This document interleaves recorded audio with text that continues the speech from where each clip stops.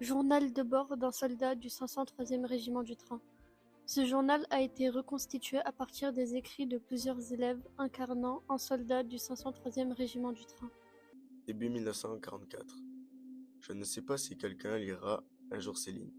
Peut-être disparaîtront-elles, comme tant d'hommes sur ce front. Mais écrire m'aide à tenir, à ne pas sombrer complètement dans ce chaos. Je m'appelle Albert Reynaud, j'ai 25 ans. Je suis né à Clermont-Ferrand, dans une famille ouvrière. Je suis habitué à la mécanique depuis mon enfance, et c'est pourquoi j'ai rejoint la brigade de ravitaillement au GT 503. Comme mon père et mon grand-père avant lui, j'ai rejoint l'armée à mes 18 ans et je suis actuellement caporal-chef. J'espère que je rends mon fils et ma femme fiers. J'espère bientôt les revoir et pouvoir célébrer le 2e anniversaire de mon fils. Nous sommes le 11 mai 1944 et la France nous envoie dans une offensive massive, appelée Opération Diadème. Mai 1944, Italie, Monte Cassino. Depuis plusieurs jours, nous traversons la mer Méditerranée pour rejoindre le front. Pendant le voyage, je vois des navires, des avions militaires. Je pense souvent à ma famille, je me demande si je vais rentrer vivant. Depuis plusieurs jours, nous traversons l'Italie pour rejoindre le front. Pendant le voyage, je vois des hommes morts. Je pense à ma femme, je me demande si elle m'aime encore.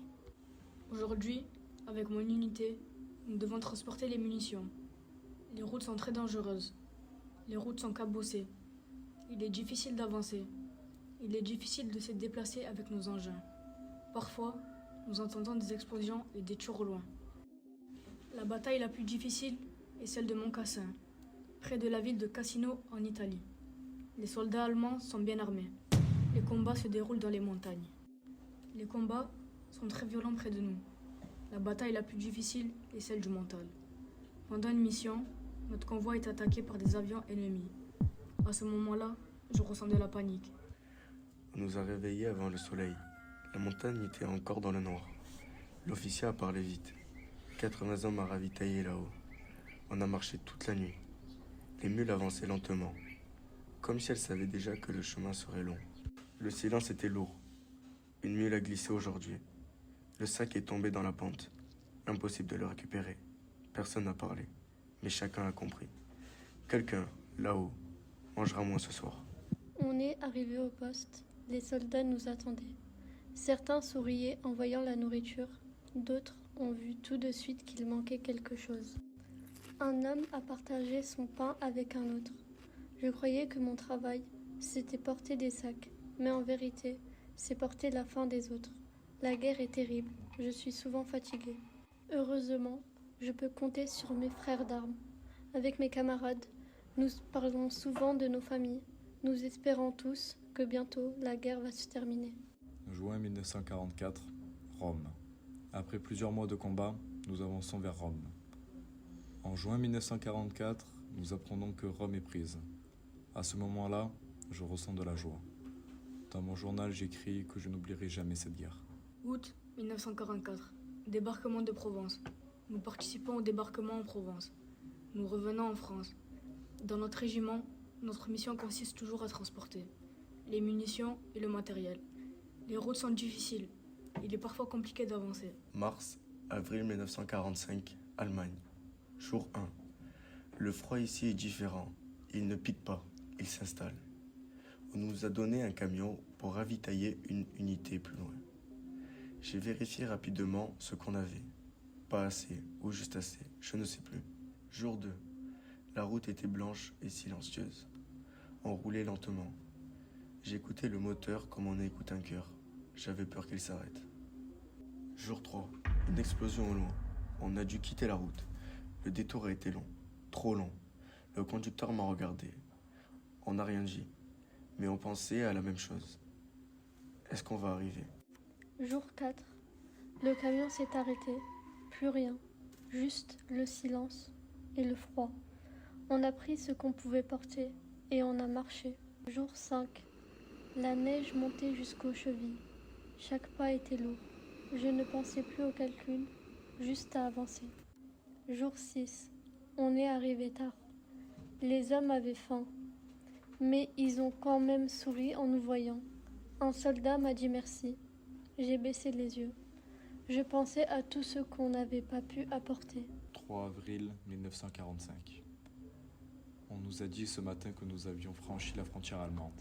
C'était presque IRL. Après des mois avancés, reculer, survivre, voilà que nous sommes enfin sur leur sol. Notre unité compte environ 120 hommes, répartis en plusieurs sections. Nous avançons avec une colonne d'une quinzaine de camions, chargés de vivres, de munitions et de matériel médical. 5 avril 1945. Les villages que nous traversons sont méconnaissables. Certains habitants nous regardent sans un mot. D'autres ferment leur volet à notre approche. Les camions peinent parfois à passer entre les décombres.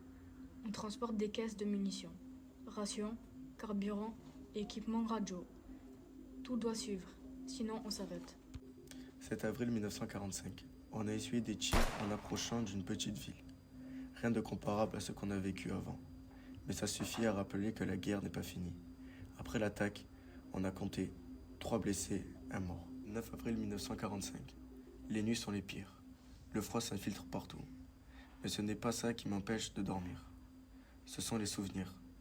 Et cette question qui revient sans cesse. Combien de temps encore ? 11 avril 1945. Nous avons découvert quelque chose aujourd'hui. Un camp. Je n'ai pas les mots. Personne ne les a. La guerre a pris un autre sens en quelques heures. 13 avril 1945. Depuis le camp, le moral est étrange. Certains sont plus déterminés que jamais, d'autres sont silencieux, perdus dans leurs pensées.